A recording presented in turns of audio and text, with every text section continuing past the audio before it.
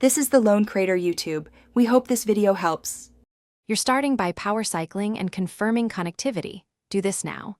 Unplug the Nest Hub for about 10 seconds to clear transient faults, then plug it in while watching the boot screen.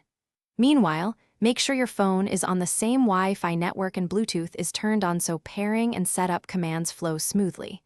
Open the Google Home app and locate the device card. This gives you direct controls. Once done, you'll be ready to proceed with the next configuration steps.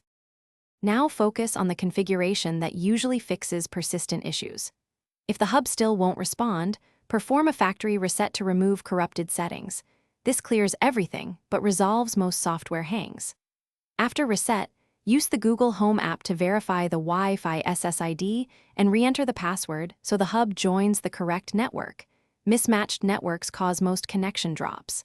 Then re-add the device through Add Plus, selecting Setup Device and New Device to pair and restore functionality.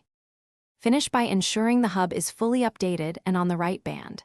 After re-adding, check for firmware updates in the device settings and install them to fix bugs. Make sure the hub is on the recommended 4 GHz band if your router separates bands. Also disable AP isolation, which blocks local device traffic. If problems persist, restart your router to clear DHCP leases and attempt the setup again. Tip: if the hub still won't connect, try a different phone or hotspot to isolate network versus device faults. Thanks for watching. Consider subscribing if we helped you.